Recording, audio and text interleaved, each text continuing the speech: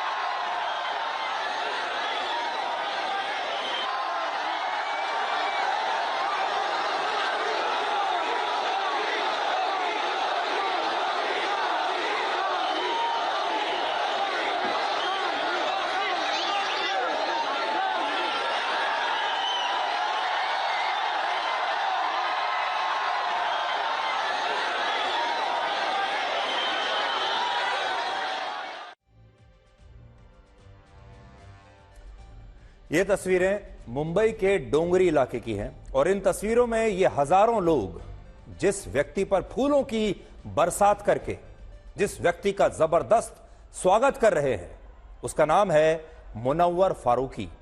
मुनव्वर फारूकी एक विवादित stand up comedian है जिसने अपने करियर की शुरुआत हिंदू धर्म और भगवान राम का अपमान करने के साथ की थी, और फिर यही काम करते करते वो मशहूर हो गया, खबरों में रहने लगा, हेडलाइंस में आ गया, विवादों में आ गया, और फिर बिग बॉस में आया, और इस देश के लोगों ने उसे जिता भी दिया।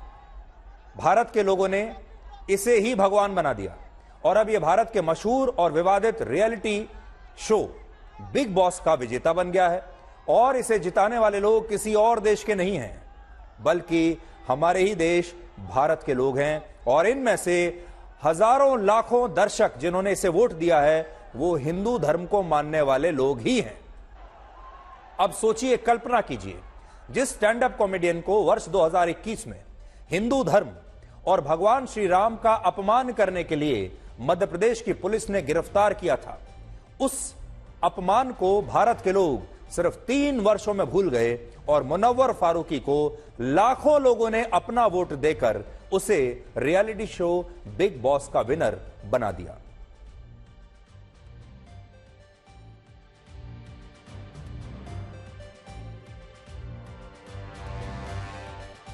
इससे भी बड़ी बात यह है कि भारत में कल बिग बॉस के आखिरी एपिसोड को, यानी जो फाइनल था, उसे अकेले ओटीटी प्लेटफॉर्म पर ही एक समय में 3 करोड़ से ज्यादा लोग देख रहे थे और टीवी पर भी करोड़ों लोगों ने मुनव्वर फारूकी की जीत पर तालियां बजाईं।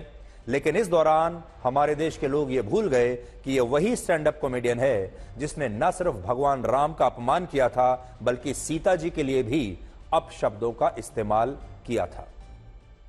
आप ये मत सोचिए कि भारत के इतने बड़े राष्ट्रीय चैनल पर इस देश की पहली खबर मुनव्वर फारूकी के बारे में होगी। यह खबर मुनव्वर फारूकी के बारे में नहीं है, यह खबर आपके बारे में है, यह खबर इस देश की जनता के बारे में है, यह खबर इस देश की जनता की सोच के बारे में है।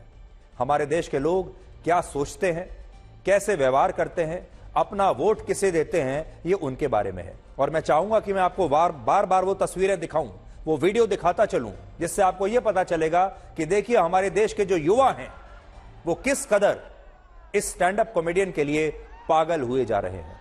एक तस्वीर इसके साथ खिंचाने के लिए, इसके साथ एक ऑटोग्राफ इसका लेने के लिए, इसकी एक झलक पाने के लिए हमारे देश के युवा, हमारे देश के छात्र, हमारे देश का जिसको आप कहते हैं कि भविष्य, वो कैसे पागलपन के सारे लक्ष्मण रेखाएं लांघ रहे हैं, वो आप यहां पर देख सकते हैं। और आज मुनव्वर फारूकी क्या सोचते होंगे इसके बारे में भी आपको बताएंगे। अब सोचिए, भारत जैसा देश इस पूरी दुनिया में और कहां मिलेगा आपको?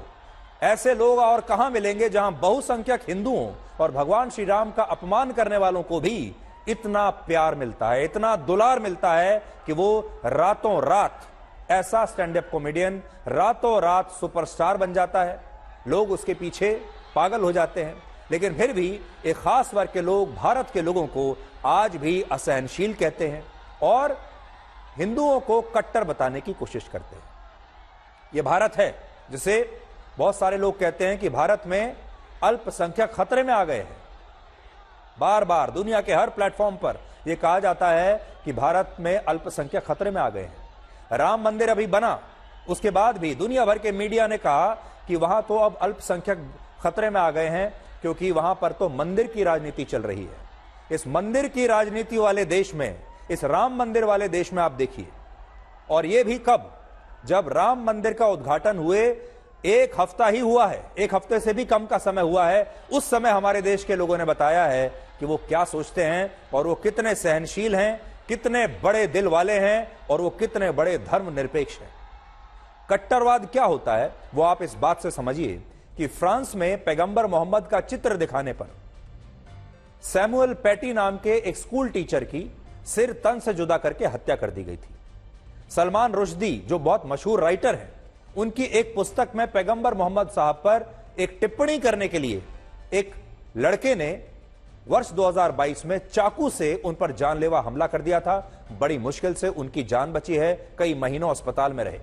और हमारे अपने देश में ही नुपुर शर्मा का समर्थन करने पर कन्हैया लाल नाम के एक टेलर की सिर तन से जुदा करके हत्या कर दी गई थी। और धार्मिक कट्टरवाद से जुड़ी ये वो घटनाएं हैं जिनकी दुनिया को एक स्वर में निंदा करनी चाहिए थी, लेकिन हमारे ही देश के कुछ लोगों ने इस धार्मिक कट्टरवाद का तब समर्थन किया और कहा कि ये तो होना ही था, अगर आप किसी धर्म का अपमान करेंगे तो फिर ये सब घटनाएं तो होंगी ही, आपको इनके लिए तैयार रहना चाहिए। और अब पाखंड देखिए कि वही लोग मुनव्वर फारूकी के बिग बॉस जीतने को धर्मनिरपेक्षता की जीत बता रहे हैं। ये तस्वीरें आप याद रखिएगा, ये तस्वीरें हैं हिंदुस्तान की तस्वीरें। यानी इन लोगों के हिसाब से अपने धर्म को नीचा दिखाकर दूसरे धर्म का सम्मान करना असली धर्मनिरपेक्षता है। और मुनव्वर फारूकी के मामले में धर्मनिरपेक्षता का यह कड़वा सच ब्लैक और व्हाइट की तरह आज आप सबके सामने है। असल में हमारे देश में आजादी के बाद से ही हमारे देश के नेताओं ने पूरे देश की जनता को एक ऐसी घुट्टी पिलाई, ये बताने की कोशिश की, उनके दिमाग में ये बात डाल दी कि अपने धर्म का अपमान सहते रहो, अपने धर्म की इज्जत मत करो, लेकिन दूसरे के धर्म की इज्जत करो। और अपने धर्म का अपमान करना ही हमारे देश में धर्मनिरपेक्षता समझा जाने लगा। बल्कि जो दूसरे धर्म हैं वो ये कहते हैं कि अपने धर्म का अपमान कभी नहीं करना चाहिए, ना ही सहना चाहिए। दूसरे धर्म ये ऐसा कहते हैं। अब यहां सोचने वाली बात यह है कि जिस व्यक्ति ने, जिस स्टैंड अप कॉमेडियन ने भगवान श्री राम के बारे में न जाने कैसी कैसी अपमानजनक बातें कही, सीता जी का मजाक उड़ाया, वो व्यक्ति इसी देश के लोगों के लिए अब एक सुपरस्टार बना हुआ है। और मुंबई के डोंगरी इलाके से आई ये तस्वीरें इसका बहुत बड़ा सबूत है। अब हम नहीं जानते कि आपको इन तस्वीरों पर खुश होना चाहिए कि भारत कितना बड़ा धर्मनिरपेक्ष देश है, भारत की जनता कितने खुले विचारों वाली है और कितनी धर्मनिरपेक्ष है, या फिर आपको इन तस्वीरों को देखकर चिंता होनी चाहिए। मुंबई का डोंगरी वही इलाका है जहां एक जमाने में आतंकवादी याकूब मेमन और आतंकवादी दाऊद इब्राहिम रहा करते थे। ये वही इलाका है और अब इस इलाके से ही ये तस्वीरें आज आई हैं। हालांकि कुछ लोग आज इन तस्वीरों को देखकर ये सवाल भी पूछ रहे हैं कि अगर मुनव्वर फारूकी ने भगवान राम का अपमान ना किया होता तो क्या तब भी बिग बॉस जीतने पर उसे इतनी भीड़ का समर्थन मिलता?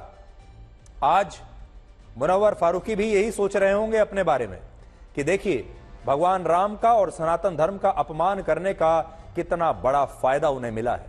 वो वर्षों वर्षों तक ऐसे ही स्टैंड अप कॉमेडियन बने रहते, स्टैंड अप कॉमेडी करते रहते और शायद उनका नाम किसी को पता भी ना होता, लेकिन क्योंकि उन्होंने सनातन धर्म का अपमान किया, क्योंकि उन्होंने भगवान श्री राम का, सीता जी का अपमान किया, उनका मजाक उड़ाया, क्योंकि उन पर पुलिस ने एफआईआर कर दी, उन्हें अरेस्ट कर लिया, इसलिए वो रातों रात स्टार बन गए, रातों रात विवादों में आ गए, रातों रात हेडलाइंस में आ गए। और बिग बॉस में ऐसे ही लोगों की जगह होती है। और आज इस देश के लाखों लोगों ने अपना वोट इस स्टैंड अप कॉमेडियन को दे दिया। तो हमें तो लगता है इस समय जब ये गाड़ी पर चढ़कर इतने हजारों लोगों का स्वागत देख रहा होगा ये स्टैंड अप कॉमेडियन, तो शायद ये सोच रहा होगा कि मैंने जो किया ठीक ही किया, उसका नतीजा, उसका इनाम आज मुझे मिल रहा है। आज आप सबको यह भी सोचना चाहिए कि अगर हमारे देश में भगवान राम का अपमान करने पर नेताओं को वोट मिलते हैं और बाकी के लोगों को इतनी लोकप्रियता मिलती है, तो फिर हिंदू धर्म और भगवान राम का अपमान करने को इस देश में फैशन क्यों ना माना जाए? यह तो एक फैशन है, इससे फायदा ही फायदा है। अब आप खुद सोचिए, अगर भगवान राम का अपमान करने पर लोग इतने बड़े सेलिब्रिटी बन जाते हैं, इतने बड़े बड़े नेता बन जाते हैं, तो फिर कोई हिंदू धर्म का मजाक इस देश में क्यों नहीं उड़ाएगा?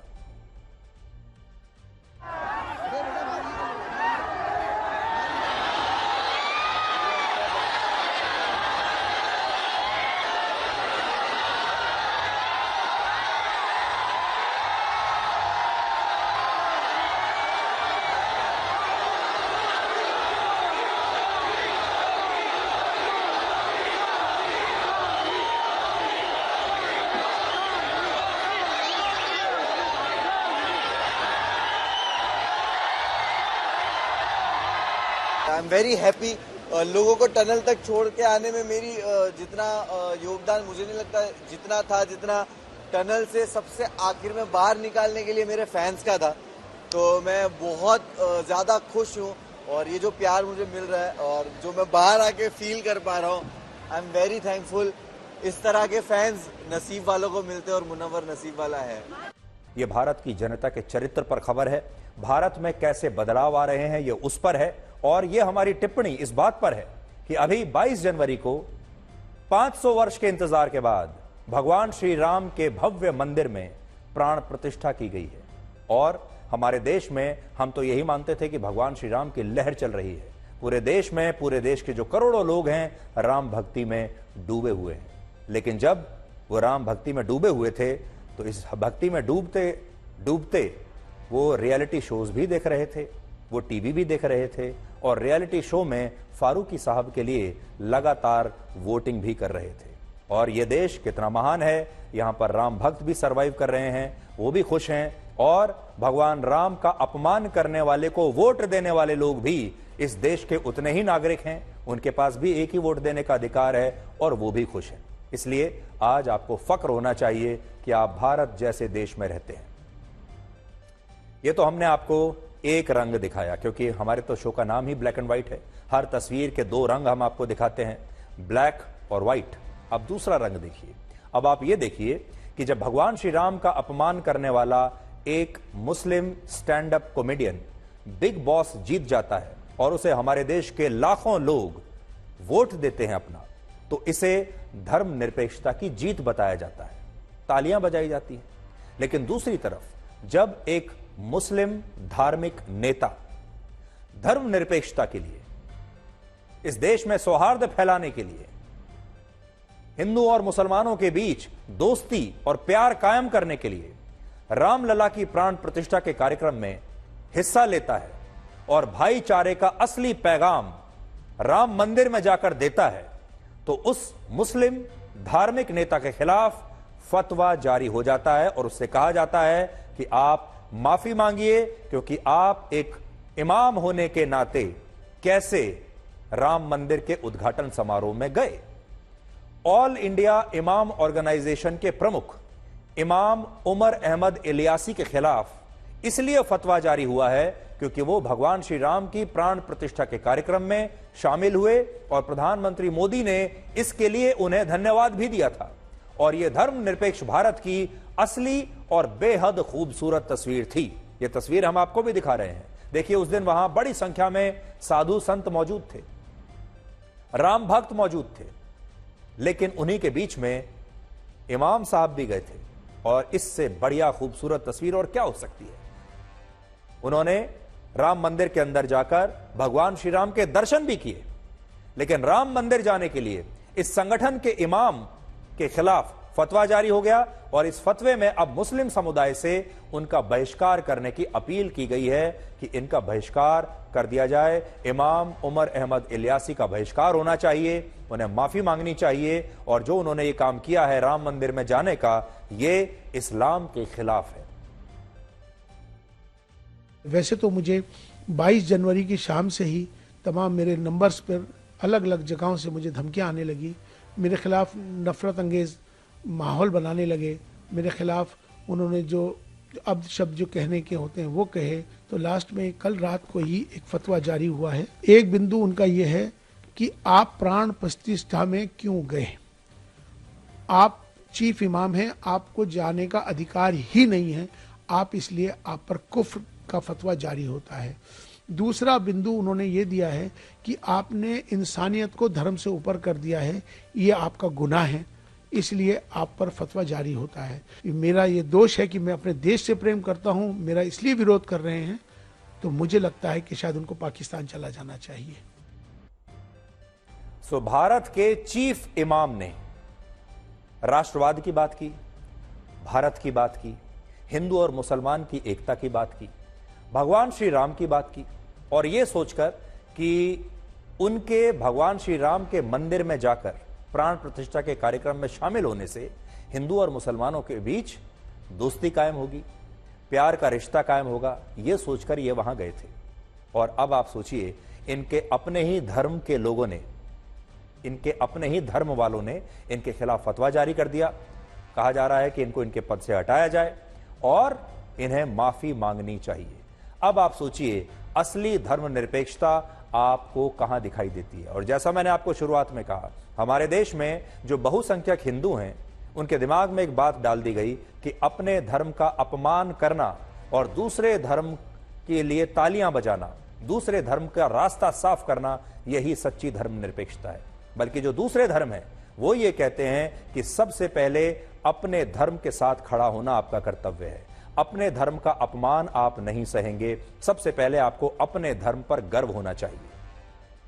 लेकिन आज बड़ा सवाल अब हम आप पर छोड़ते हैं कि भगवान राम का अपमान करना असली धर्मनिरपेक्षता है या भगवान राम का सम्मान करके रामलला की प्राण प्रतिष्ठा में शामिल होना असली धर्मनिरपेक्षता है। क्योंकि इस देश के बहुत सारे मुसलमान भगवान श्री राम का अपमान करने को असली धर्मनिरपेक्षता मान रहे हैं और रामलला की प्राण प्रतिष्ठा में शामिल होने को सांप्रदायिक और इस्लाम विरोधी बता रहे हैं। इसलिए हम अपने दर्शकों पर आज ये फैसला छोड़ते हैं, चाहे आप हिंदू हैं, मुसलमान हैं, सिख हैं, ईसाई हैं, पारसी हैं या किसी भी और धर्म को, जैन हैं, आप मानने वाले हैं। लेकिन ये दो तस्वीरें आज आप देख लीजिए। अगर ये दोनों ही तस्वीरें अगर आप इनको आंकेंगे, या तो दोनों को धर्मनिरपेक्ष बताइए और या फिर दोनों को ही सांप्रदायिक बताइए। हम आज आपके लिए एक विचार लेकर आए हैं। क्या नीतीश कुमार और उनकी तरह दल बदल करने वाले नेताओं को पलटू राम या आया राम गया राम की संज्ञा देना भगवान श्री राम का अपमान नहीं माना जाएगा? भगवान श्री राम को मर्यादा पुरुषोत्तम इसलिए कहा गया क्योंकि उन्होंने अपने जीवन में कभी मर्यादाओं का उल्लंघन नहीं किया। भगवान श्री राम ने अपने पिता राजा दशरथ के वचन को निभाने के लिए राजपाट और राजमहल को छोड़कर 14 वर्षों तक वन में अपना जीवन व्यतीत किया, वनवास ले लिया। और जब उन्होंने रावण के खिलाफ युद्ध लड़ा तो उस युद्ध में भी कभी किसी छल और प्रपंच का सहारा नहीं लिया। और भगवान राम ने अपने जीवन से लोगों को यही संदेश दिया कि प्राण से बड़ा प्रण होता है, प्राण से बड़ा प्राण होता है। लेकिन क्या भगवान श्री राम की ये मर्यादाएं और उनकी ये विचारधारा हमारे देश के आज के नेताओं पर फिट बैठती हैं? अब आप जरा सोचिए, अगर नीतीश कुमार की जगह भगवान श्री राम होते तो क्या वो वही करते जो नीतीश कुमार ने किया? इसलिए सोचिए, जो नेता अपने वचनों पर कभी नहीं टिकते और मौका देखकर हर बार दल बदल लेते हैं, चाहे विचारधारा कुछ भी हो, ऐसे नेताओं के लिए उनके नाम के साथ राम का नाम उपयोग करना क्या भगवान श्री राम का अपमान नहीं माना जाएगा? एक नया आइडिया आपके दिमाग में मैं डाल रहा हूं। हमारे देश में जब कोई नेता पार्टी बदलता है तो उसकी राजनीति को या उसे राजनीति की दुनिया में आया राम गया राम का नाम दिया जाता है। और यह वो शब्द है जिसका पहली बार इस्तेमाल वर्ष 1967 में हुआ था। उस समय हरियाणा के एक नेता थे जिनका नाम था गयालाल। ये उनकी तस्वीर आज हमने आपको निकाली है। इनका नाम गयालाल है और गयालाल ने 15 दिन में 3 बार अपनी पार्टियां बदली और 15 दिन में 3 पार्टियां बदलकर सबको चौंका दिया। और जब वो फिर से वापस कांग्रेस में शामिल हुए तो हरियाणा के पूर्व मुख्यमंत्री राव वीरेंद्र सिंह ने कहा था कि गया राम अब आया राम हो गए हैं। यानी गयालाल एक बार जब गए तो वो गया राम हो गए और फिर जब वापस आए तो वो आया राम हो गए। और तभी से भारत में दल बदल की राजनीति को आया राम गया राम और दल बदलने वाले नेताओं को पलटू राम कहा जाने लगा। और यही शब्द आज नीतीश कुमार के लिए भी इस्तेमाल हो रहे हैं। लेकिन सोचिए, जिस राजनीति में आदर्श नहीं, जिसमें मर्यादाएं नहीं, उस राजनीति को और ऐसे नेताओं को भगवान श्री राम के नाम से जोड़ना कितना उचित होगा? तो आज हम यही कहना चाहेंगे कि आया राम गया राम तो ठीक है, लेकिन उसमें से राम को हटा देना चाहिए। पलटू तो ठीक है, पलटने वाले को पलटू कहते हैं, लेकिन राम को हटा देना चाहिए। अब आप ये देखिए कि सोशल मीडिया पर लोग बिहार के मुख्यमंत्री नीतीश कुमार को लेकर और क्या क्या बातें लिख रहे हैं। आज पूरे देश में नीतीश कुमार को लेकर पूरे देश के लोग उनका मजाक उड़ा रहे हैं। कहीं उनके लिए कहा जा रहा है कि वो पाटलिपुत्र के पलटी पुत्र हैं, कहीं पर कहा जा रहा है कि उनकी जो पार्टी है जेडीयू, उसका नाम होना चाहिए जनता दल यू टर्न। कहीं पर यह कहा जा रहा है कि सड़क पर जहां यू टर्न का साइन बोर्ड लगता है, अब वहां पर सिर्फ नीतीश कुमार की फोटो लगा देनी चाहिए। यानी पूरे देश के लोग नीतीश कुमार का मजाक उड़ा रहे हैं।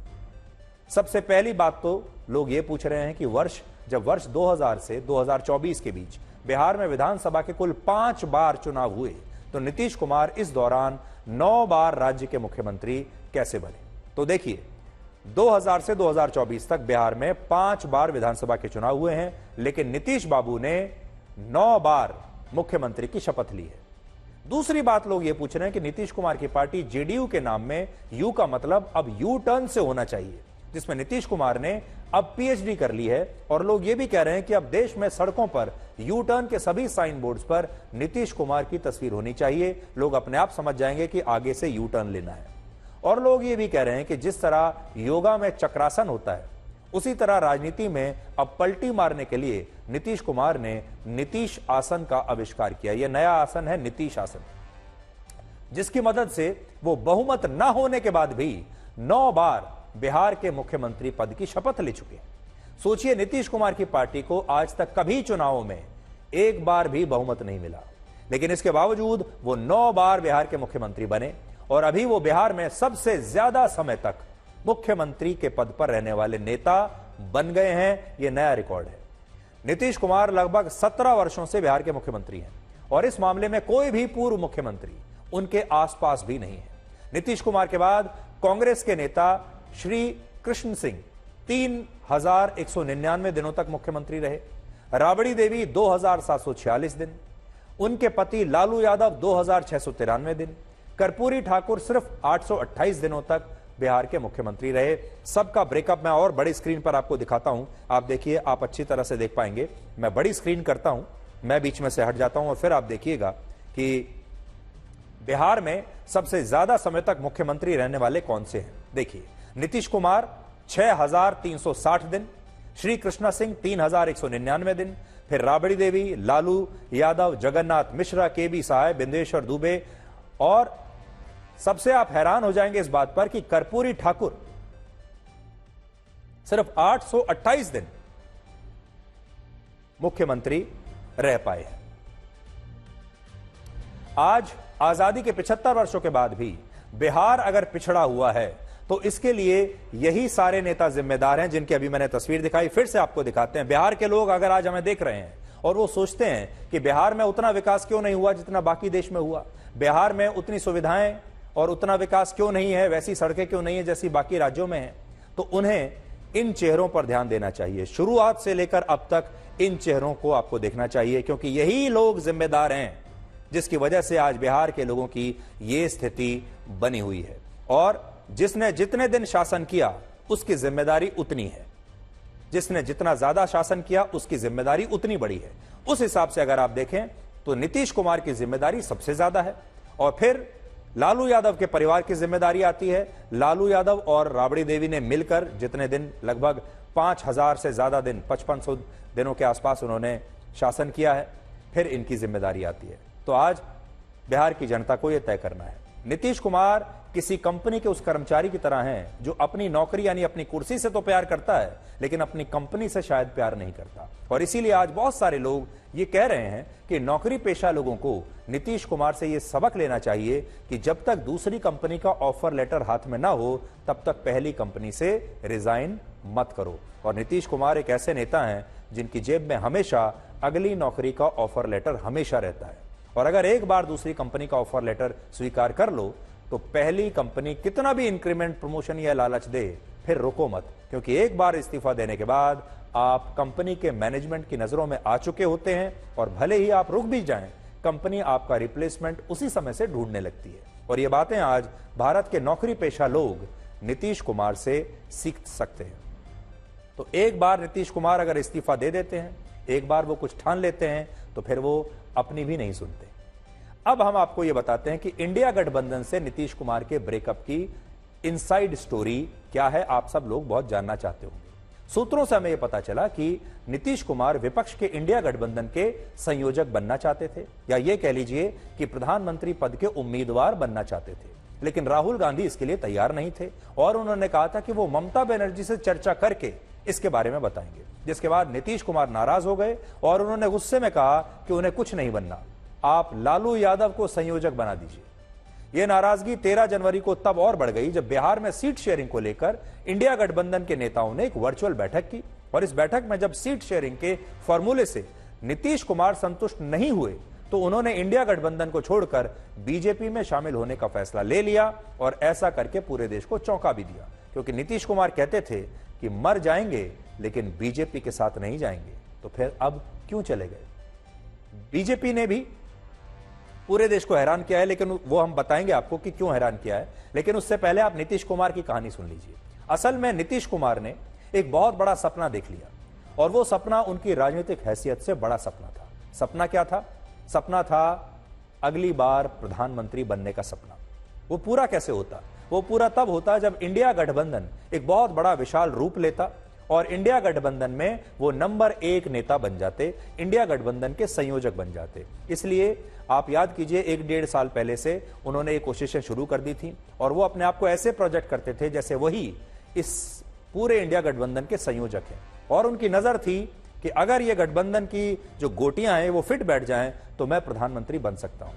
ये जो सपना उन्होंने देखा, असल में ये सब कुछ उस सपने की वजह से हो रहा है, क्योंकि जब इंडिया गठबंधन बना तो नीतीश कुमार का सपना उनकी आंखों के सामने ही टूटने लगा। और एक टाइम ऐसा आया जब उन्हें ऐसा लगा कि कहीं ऐसा ना हो कि प्रधानमंत्री का सपना देखते देखते मुख्यमंत्री की कुर्सी भी चली जाए, क्योंकि कुछ ही दिनों के बाद लालू यादव ऐसा कह रहे थे कि जैसे ही लोकसभा के चुनाव खत्म होंगे उसके बाद वो अपने बेटे तेजस्वी यादव को मुख्यमंत्री बनाना चाहते थे। और फिर नीतीश कुमार का क्या होगा, उन्हें यह चिंता सताने लगी। यानी लोकसभा चुनाव के बाद प्रधानमंत्री का पद तो बहुत दूर की बात है, वो मुख्यमंत्री भी नहीं रहते, और अगर वो इंडिया गठबंधन के साथ चुनाव लड़ते तो उनकी पार्टी का परफॉर्मेंस बहुत खराब रहता। लोकसभा में उनकी बहुत कम सीटें आने वाली थी, ये बात वो समझ चुके थे। यानी लोकसभा चुनाव के बाद वो अपना पूरा राजनीतिक करियर खत्म देख रहे थे। जेडीयू की सीटें बहुत कम होने वाली थी। उनको ऐसा लग रहा था कि अगर इंडिया गठबंधन के साथ चुनाव लड़ा तो सीटें भी नहीं आएंगी, वोट भी नहीं मिलेंगे, मुख्यमंत्री की कुर्सी भी जाएगी और प्रधानमंत्री बनने का तो सवाल ही नहीं है। इसलिए क्योंकि उनका एक ही सिद्धांत है, सरकार नई, मुख्यमंत्री वही, पार्टियां आती जाती रहेंगी, गठबंधन बनते बिगड़ते रहेंगे, सरकारें आती जाती रहेंगी, लेकिन कुर्सी पर एक ही व्यक्ति बैठेगा और वो है नीतीश कुमार। और वो भी सिर्फ किस लिए? क्योंकि वो अति पिछड़ा वर्ग से आते हैं और बिहार में जातियों का कॉम्बिनेशन ऐसा है कि उन्हें हटाने की हिम्मत कोई कर नहीं सकता। बीजेपी भी उन्हें हटाने की हिम्मत नहीं कर सकती, क्योंकि बिहार में वोट बैंक की जो राजनीति है वो आज भी सिर्फ और सिर्फ जाति पर ही आधारित है। अब देखिए कि बीजेपी ने ऐसा क्यों किया। बीजेपी की आखिर ऐसी क्या मजबूरी थी? बीजेपी तो कहती थी कि we are a party with difference. BJP तो कहती थी कि हम तो सिद्धांतों की पार्टियां हैं। फिर उन्होंने सारे सिद्धांत क्यों तोड़ दिए? तो बीजेपी ने पूरे देश को हैरान किया, क्योंकि बीजेपी कहती थी नीतीश कुमार के लिए उनके सारे दरवाजे बंद हो चुके हैं, लेकिन बीजेपी ने शायद नीतीश कुमार के लिए कहीं कोई खिड़की एक खुली छोड़ी हुई थी जिससे वो वापस आ सके। अब आप देखिए कि इस गठबंधन के पीछे नीतीश कुमार की सोच क्या है। 72 वर्ष के नीतीश कुमार विपक्ष के प्रधानमंत्री उम्मीदवार बनना चाहते थे, इसलिए विपक्ष के इंडिया गठबंधन की सबसे पहली बैठक पटना में नीतीश कुमार के आग्रह पर ही हुई थी। उन्होंने ही बुलाई थी और पटना में बुलाई जहां के वो मुख्यमंत्री थे, यानी एक तरीके से उन्होंने इसे होस्ट किया। लेकिन जब उन्हें यह लगा कि कांग्रेस और विपक्ष के बाकी दल नीतीश कुमार को अपना प्रधानमंत्री उम्मीदवार नहीं बनाएंगे, तो नीतीश कुमार ने इंडिया गठबंधन लालू यादव की पार्टी से ब्रेकअप कर लिया। इस ब्रेकअप की दूसरी बड़ी वजह है लोकसभा के चुनाव। आंकड़े कहते हैं कि जब जब नीतीश कुमार की पार्टी बीजेपी के साथ लोकसभा के चुनाव लड़ी तो उनकी पार्टी को ज्यादा फायदा हुआ है। उदाहरण के लिए 2019 के लोकसभा चुनाव में जेडीयू ने बीजेपी के साथ मिलकर चुनाव लड़ा और इसी वजह से नीतीश कुमार की पार्टी जेडीयू 17 में से 16 लोकसभा सीटों पर जीत गई। लेकिन 2014 में जब जेडीयू ने बीजेपी से गठबंधन तोड़कर अकेले 38 सीटों पर चुनाव लड़ा था तो नीतीश कुमार की पार्टी को सिर्फ 2 सीटें मिली थी। आंकड़े आपके सामने हैं 2014 के और 2019 के। अब आप देख लीजिए, हालांकि वर्ष 2009 में जब जेडीयू ने बीजेपी के साथ चुनाव लड़ा तो 20 सीटों पर और बीजेपी को 12 सीटों पर जीत मिली थी। लेकिन वर्ष 2020 में जब जेडीयू ने विधानसभा का चुनाव लालू यादव की पार्टी के साथ मिलकर लड़ा तो उनकी पार्टी राज्य में तीसरे नंबर की पार्टी बन गई। देखिए, उनकी पार्टी है तीसरे नंबर की। जीवन में उन्हें कभी बहुमत नहीं मिला, लेकिन फिर भी मुख्यमंत्री वही बनते हैं। नीतीश कुमार ने इसलिए भी बीजेपी से गठबंधन किया क्योंकि आरजेडी के साथ गठबंधन में जेडीयू की भूमिका सीनियर पार्टी की नहीं थी। इस गठबंधन में लालू यादव की पार्टी बड़ी पार्टी थी क्योंकि वही सिंगल लार्जेस्ट पार्टी है और जेडीयू छोटी पार्टी थी, जूनियर पार्टी। क्योंकि इस सरकार में सब कुछ तेजस्वी यादव के इर्द गिर्द सीमित हो चुका था और नीतीश कुमार की भूमिका काफी कमजोर हो गई थी, इसलिए वो इस गठबंधन से अब बाहर निकल आए। नीतीश कुमार और बीजेपी के इस गठबंधन से अब आप 5 बड़ी चीजें देख सकते हैं क्या होगा। पहला, इस गठबंधन से जातिगत जनगणना का मुद्दा कमजोर हो जाएगा। जब नीतीश कुमार विपक्षी दलों के साथ थे तब विपक्ष देश में सवर्ण बनाम पिछड़ों की राजनीति करना चाहता था, लेकिन अब जब नीतीश कुमार बीजेपी के साथ आ गए हैं तो विपक्ष ऐसा नहीं कर पाएगा, क्योंकि नीतीश कुमार अति पिछड़े वर्ग से आते हैं और वो अब बीजेपी के साथ है। तो एक नया फॉर्मूला बनेगा और वो फॉर्मूला बहुत ही डेडली फॉर्मूला है। इस नए गठबंधन से बिहार में जो नया फॉर्मूला बनेगा वो है हिंदुत्व जमा सोशल इंजीनियरिंग का फॉर्मूला। तो इस फॉर्मूले को आप याद रखिएगा। फॉर्मूला क्या है? हिंदुत्व जमा सोशल इंजीनियरिंग। पहले क्या होता था? बीजेपी हिंदुत्व की बात करती थी और विपक्ष के नेता सोशल इंजीनियरिंग की बात करते थे। पहले यह हुआ करता था। बीजेपी की कोशिश थी कि सारे हिंदू जातियों को छोड़कर एक जगह कंसोलिडेट हो जाएं, जैसा उत्तर प्रदेश में उन्होंने किया। विपक्ष की क्या भूमिका थी? विपक्ष चाहता था कि सारे हिंदू वोट छोटे छोटे छोटे टुकड़ों में बंट जाएं, विभाजित हो जाएं जातियों के नाम पर, जैसा कि बिहार में होता है। लेकिन अब ये जो नया कॉम्बिनेशन बनेगा बिहार में, ये है हिंदुत्व जमा जातिवाद। बीजेपी ने नीतीश कुमार से गठबंधन करके विपक्ष के इंडिया गठबंधन का सबसे बड़ा विकेट ले लिया है। यानी बीजेपी ने इंडिया गठबंधन को अब बहुत कमजोर कर दिया। और राजनीति में कई बार कुछ काम इसलिए किए जाते हैं ताकि इससे विपक्ष कमजोर हो जाए। तीसरा, जो लोग ये सोच रहे हैं कि बीजेपी ने नीतीश कुमार के साथ गठबंधन क्यों किया, तो उन लोगों को हम बताना चाहेंगे बीजेपी इस सिद्धांत पर काम करती है कि लोगों की सेवा करने के लिए भी सत्ता में रहना आवश्यक है। और आपको याद होगा, जम्मू कश्मीर में महबूबा मुफ्ती की पार्टी के साथ गठबंधन करके भी बीजेपी ने यही किया था। तो अब बीजेपी का जो नया फॉर्मूला है वो आपकी स्क्रीन पर है, हिंदुत्व जमा सोशल इंजीनियरिंग, और इसके आधार पर बीजेपी अब बिहार में ज्यादा से ज्यादा सीटें लेना चाहती है। बिहार की 40 सीटों पर बीजेपी की नजर है, क्योंकि वो 400 सीटों को जीतना चाहती है इस बार। और महबूबा मुफ्ती के साथ बीजेपी का वैचारिक विरोध था, लेकिन लोगों की सेवा करने के लिए, जम्मू कश्मीर में अपने पैर जमाने के लिए बीजेपी ने महबूबा मुफ्ती की पार्टी के साथ गठबंधन कर लिया। और बिहार में भी बीजेपी ने यही फॉर्मूला अपनाया है कि अपने विपक्ष को कमजोर करो, चाहे कैसे भी करना पड़े, और उस राज्य में अपने पैर मजबूत कर लो। इस मामले में बड़ी बात यह है कि नीतीश कुमार से गठबंधन करने पर बीजेपी की कम और नीतीश कुमार की ज्यादा आलोचना हो रही है। और इस गठबंधन से नीतीश कुमार सबसे ज्यादा एक्सपोज हुए हैं। अगर इस पूरे घटनाक्रम में कोई सबसे ज्यादा एक्सपोज हुआ है तो वो है नीतीश कुमार। और बीजेपी ने एक तीर से दो निशाने लगा लिए। एक, बीजेपी वापस सत्ता में आ गई। दूसरा, नीतीश कुमार की बहुत बदनामी हुई। तीसरा, लालू यादव अपने आप कमजोर हो जाएंगे और इंडिया गठबंधन भी अपने आप कमजोर हो जाएगा। और इस सब का फायदा बीजेपी को लोकसभा के चुनाव में मिलेगा। इसलिए आप यह समझ लीजिए कि बीजेपी के पास बैठे बैठे एक बीजेपी को फुल टॉस बॉल मिली और बीजेपी ने छक्का मार दिया। या यह समझ लीजिए कि बीजेपी की झोली में एक कैच आकर गिर गया और वो कैच ऐसा था कि बीजेपी उससे पूरा मैच जीत सकती है। और फिर बीजेपी जैसी पार्टी इस कैच को या इस फुल टॉस बॉल को आखिर क्यों छोड़ती, किसके लिए छोड़ती? इस गठबंधन से अब समझिए कि आरजेडी को सबसे ज्यादा नुकसान होगा। आरजेडी को इस समय बीजेपी और ईडी में चल रहे भ्रष्टाचार के मामलों से, सीबीआई और ईडी, इन दोनों से बचने के लिए असल में आरजेडी को एक सरकारी तंत्र के प्रोटेक्शन की आवश्यकता थी। लालू यादव का जो परिवार है वो सीबीआई और ईडी के केसों में फंसा हुआ है। उससे बचने के लिए उनके पास एक संवैधानिक प्रोटेक्शन उन्हें चाहिए थी। एक संवैधानिक प्रोटेक्शन उन्हें कैसे मिलती? जब वो सरकार में रहते। सरकार में रहने से बहुत मदद मिलती है। आप राज्य सरकार को अपने इशारों पर नचा सकते हैं। आप संविधान को अपने हिसाब से तोड़ मरोड़ कर कहीं अदालतों में पेश कर सकते हैं।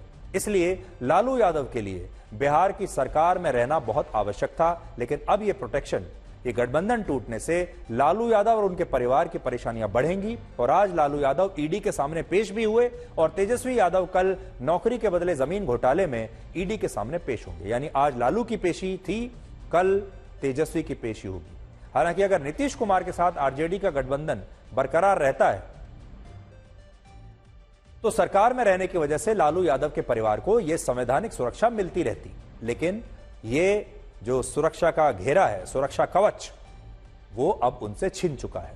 गठबंधन टूटने से तेजस्वी यादव के मुख्यमंत्री बनने का सपना अब अनिश्चित काल के लिए अधूरा रहेगा। इसके अलावा आरजेडी अब सहानुभूति लहर पैदा करने की कोशिश करेगी। हालांकि यहां बड़ा सवाल यह है कि क्या मुस्लिम और यादव वोटर्स आरजेडी के साथ अभी भी बरकरार होंगे? और एक और बात, इंडिया गठबंधन में अब लालू यादव की पार्टी का महत्व भी कम हो जाएगा। और रणनीति के मामले में बीजेपी ने लालू यादव के अपने ही घर में घुसकर लालू यादव को हरा दिया है। इसलिए लालू यादव बहुत बड़े रणनीतिकार माने जाते थे, बिहार में चाणक्य माने जाते थे। लेकिन बीजेपी ने असल में उनके घर में घुसकर ही सेंध लगा दी है और उन्हें पता ही नहीं चला कि बीजेपी कब नीतीश कुमार को वहां से उठाकर ले गई।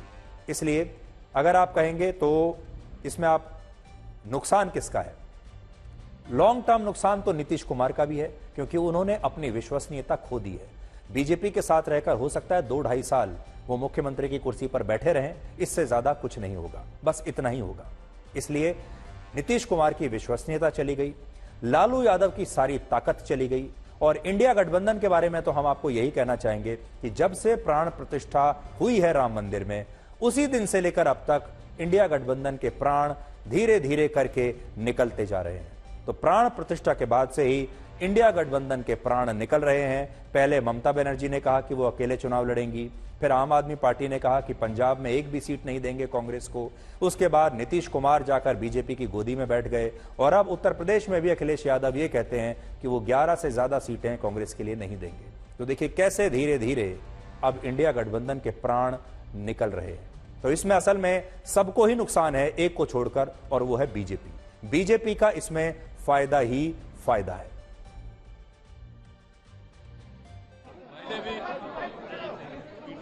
पहले भी थे, अब बीच में कहीं गए और फिर इधर हमारी पार्टी के लोगों को ये लग रहा था तो ये तय हो गया और अब सब दिन के लिए हम लोग एक ही साथ रहेंगे जो शुरू से थे। लालू जी से जब बात किया, तेजस्वी से जब बात किया था, उन्होंने बोल रहे थे कि हमको भी ऐसा संशय आ रहा है कि ये हमारे हाथ से चले जाएगा, और आज वो सच हुआ। ऐसे देश में तो बहुत से लोग हैं, आया राम गया राम। मुझे लगता है कि नीतीश जी को नहीं जाना चाहिए था। उन्होंने जो किया वो ठीक नहीं किया, गलत किया उन्होंने। जनतंत्र के लिए इस तरह का कंडक्ट सही नहीं है। इससे हरियाणा के मुख्यमंत्री मनोहर लाल खट्टर ने आज रोहतक जिले में अपने पैतृक घर को दान कर दिया है, और इस घर में अब एक ई लाइब्रेरी बनाई जाएगी, और इस लाइब्रेरी से गांव के बच्चों को फायदा होगा। इसलिए आज हमारे देश के नेता मनोहर लाल खट्टर से बहुत कुछ सीख सकते हैं। मनोहर लाल खट्टर ने क्या कहा है, सुनिए। ये गांव मेरे लिए बहुत ही दर्शनीय है, मेरे लिए बहुत एक प्रकार से, क्योंकि मेरा बचपन यहाँ बीता है, मेरी पढ़ाई यहाँ हुई, माता पिता की जो निशानी, वो एक मकान ये जो उन्होंने मुझे मेरे नाम किया था, मुझे लगा है कि ये गांव के काम आना चाहिए। आज मैंने घोषणा की है कि इस मकान के साथ हमारे पड़ोस में भी मेरे चाचा जी के बेटे का एक मकान है, वो सब मिला करके और लगभग 200 गज का ये मकान आज मैंने गांव को स्कूल कर दिया है, ताकि गांव के लोग यहाँ आगे आने वाले पीढ़ी के लिए, बच्चों के लिए, नौजवानों के लिए पढ़ाई के नाते से उनकी एक लाइब्रेरी की व्यवस्था हो जाए। ई लाइब्रेरी की स्थापना करेंगे। तो मुख्यमंत्री खट्टर ये कहते हैं कि वो जितनी भी उनके पास पुश्तैनी जायदाद है, जो भी जायदाद उनके पास है, वो सब दान दे देंगे, अपने पास कुछ भी नहीं रखेंगे।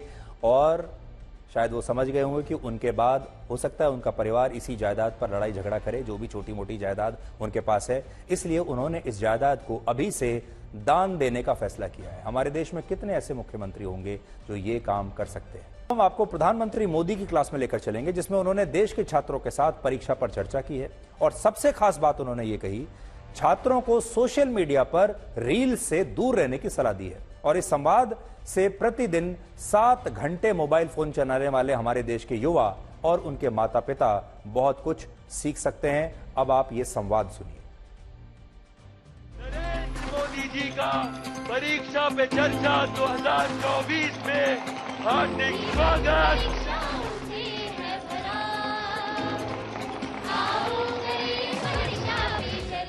आदरणीय प्रधानमंत्री जी से मेरा प्रश्न है कि हम आपकी तरह सकारात्मक कैसे हो सकते हैं।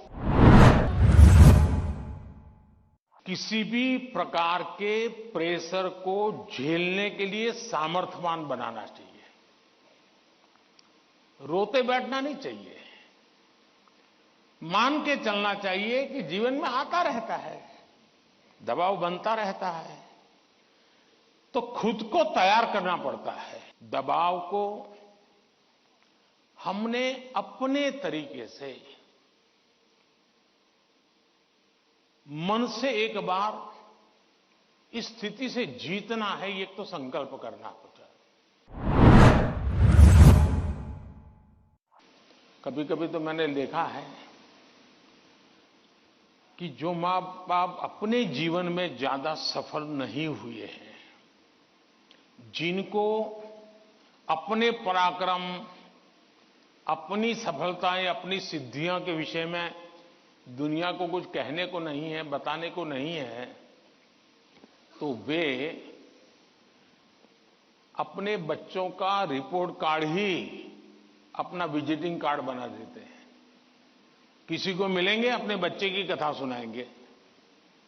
अब ये जो नेचर है, वो भी एक प्रकार से बच्चे के मन में एक ऐसा भाव भर देता है कि मैं तो सब कुछ हूं, अब मुझे कुछ करने की जरूरत नहीं है।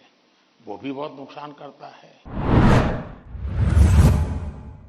जब अपनी मम्मी हमको कहती हैं कि सो जाओ, तो उसका इंटरफेरेंस मत मानिए।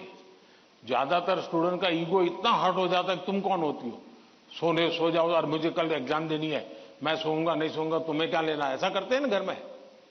जो नहीं करते हैं मन न बोले, जो करते हैं वो बोले। जरा करते हैं, कोई नहीं बोल रहा है।